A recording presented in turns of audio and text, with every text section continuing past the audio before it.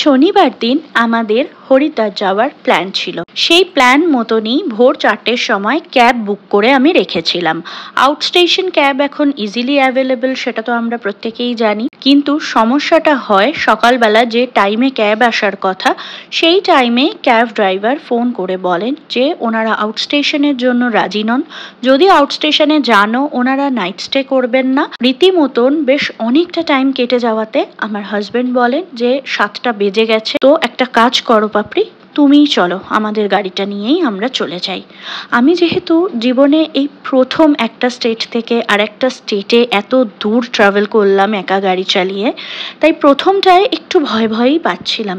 কিন্তু একবার সাহস করে যখন বেরিয়ে পড়েছি, তারপর কিন্তু গোটা রাস্তাটা প্রচণ্ড আনন্দ করতে করতে গেছি। যে রাস্তাটা দিয়ে আমরা যাচ্ছিলাম তার বাঁ দিকটাতে একটা ছোট্ট নদী মতন আমাদের সাথে সাথেই চলছিল।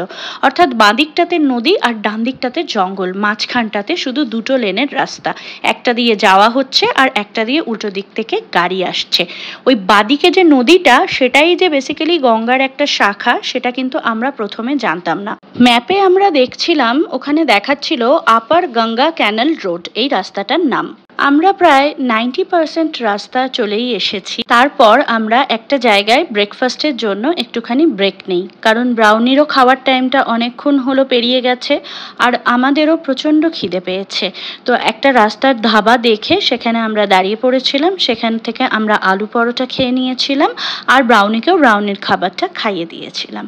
ব্যাস, তারপর আর আধা ঘন্টা ড্রাইভ করেই কিন্তু পৌঁছে গেলাম হরিদ্বার কুম্ভ সিটি। এটা আমার জীবনের সর্বপ্রথম ইন্টারস্টেট ড্রাইভিংয়ের এক্সপিরিয়েন্স, এবং এই প্রথম এক্সপিরিয়েন্সটাই কিন্তু আমার অসাধারণ হয়েছে। ভীষণ সুন্দর রাস্তাঘাট, ভীষণ সুন্দর মেনটেইনড। আমরা হরিদ্বারে ঢুকে পড়েছি। আশা করি এই যে ওম লেখাটা, এটা আপনারা হরিদ্বারের সব ব্লগেই দেখতে পান। তো এটা দেখলেই মোটামুটি বোঝা যায় যে আমরা হরিদ্বার পৌঁছে গেছি। বাঁদিক ধরে গঙ্গা এবং তার ওপরের সাঁকো ধরে আমরা এগিয়ে চলেছি আমাদের হোটেলের দিকে। বাঁদিকে নেটের মাঝখান দিয়ে একটা বড় শিব ঠাকুরের মূর্তি গঙ্গার উপরে, সেটাও লক্ষ্য করলে দেখতে পাবেন। আমরা হোটেলে ঢুকেই তাড়াতাড়ি করে লাগেজ টাগেজ রেখে আমরা রেডি হয়ে চলে এসেছি হরকিপৌড়ি ঘাটে যাওয়ার জন্য। আমরা ওই ঘাটেই স্নান করব ঠিক করেই আমরা স্নানের জামা কাপড় সমস্ত কিছু সঙ্গে নিয়ে আর অবশ্যই আমাদের ব্রাউনি ম্যাডামকে কোলে করে নিয়ে চলে এসেছি। তবে যেহেতু স্নান করব, তাই ব্রাউনিকে আমরা ক্যারিয়ারে করেই এনেছি যাতে ও কোনোভাবে ভিজে না যায়। এই পাহাড়ের মতন একটা উঁচু জায়গা, সেখান থেকে বেশ খাড়া খাড়া কিছু সিঁড়ি, সেই সিঁড়ি দিয়েই নেমে চলে আসলে এই অপূর্ব গঙ্গার দৃশ্যটা দেখা যায়। গঙ্গা মাকে দেখে তো মন প্রাণ একদম ভীষণ ভালো হয়ে গেছে। তবে সত্যি কথা বলতে অসম্ভব নোংরা ঘাট।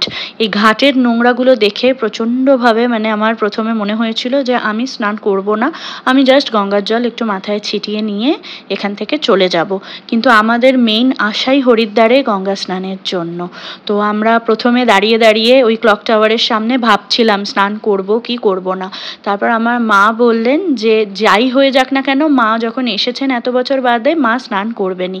এবার মাকে স্নান করানোর জন্য আমি জলে কিছুটা যখন নিয়ে নেবেছি, জলটা বরফের মতো ঠান্ডা এবং এত ভালো লাগছিল জলটায় নেমে।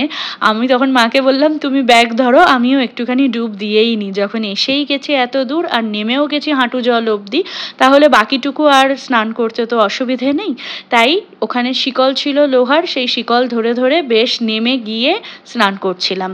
আর স্নান করতে এখানে এত আনন্দ হচ্ছিল, এত মজা হচ্ছিল, আমাকে প্রায় জল থেকে টেনে টুনেই তুলতে হয়েছে। আমি উঠতেই চাইছিলাম না, এমন অবস্থা হয়েছিল আমার। প্রথমে মা আর আমি জলে নেমেছিলাম, হাজব্যান্ড ব্রাউনিকে নিয়ে পাড়ে দাঁড়িয়েছিলেন। তারপরে মা ব্রাউনিকে দেখছিলেন, আমি আর হাজব্যান্ড জলে নেমেছিলাম। স্নান সেরে হোটেলে ফিরে অল্প একটু রেস্ট নিয়ে আমরা আবার একটা টোটো ভাড়া করে ঘাটের উদ্দেশ্যে রওনা দিয়েছিলাম।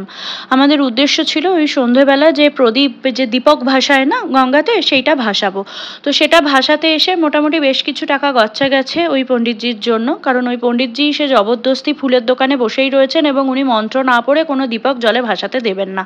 তো বাধ্য হয়েই আর কি ওনাকে দিয়ে পুজো করিয়ে সেই দীপকটা ভাসাতে সাথে হলো এবং উনি বেশ মোটা টাকা একটা দক্ষিণা নিলেন। তবে ওনাকে বেশ কিছু বিষয়ে আমি আমাদের হিন্দু শাস্ত্রে জিজ্ঞাসা করেছিলাম, যেটা উনি আমাকে বলতে পারেননি। ফলত এটা প্রমাণিত যে উনি আদৌ কিন্তু অরিজিনাল পণ্ডিত নন।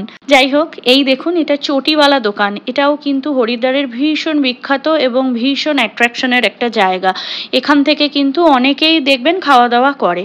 তবে আমরা ওখান থেকে খাওয়া দাওয়া করিনি, আমরা চলে গেছিলাম মোহনজি পুরিওয়ালের দোকান। এটাও ভীষণ বিখ্যাত একটা দোকান। হরিদ্বারে দেখবেন হরকি পৌড়ি ঘাটের সামনে যে হনুমান মন্দির আছে, সেই হনুমান মন্দিরের একদম সামনে মোহনজি পুরিওয়ালে। এই দোকানের পুরি আর সবজি নাকি ভীষণ বিখ্যাত। রাতের খাবারটুকু প্যাক করিয়ে নিয়ে আমরা গঙ্গার ওপরের এই সাঁকোটা ধরে হেঁটে হেঁটে চলে যাচ্ছিলাম অটো স্ট্যান্ডের দিকে, যেখান থেকে অটো বা টোটো নিয়ে আমরা আবার হোটেলে চলে যেতে পারবো। ভিডিওটা ভালো লাগলে একটা লাইক করে দেবেন আর বাউন্ডুলে বংস চ্যানেলটির পাশে থাকার অনুরোধ করছি সকলকে। আমি পরের দিনের ব্লগটা খুব তাড়াতাড়ি আপলোড করব।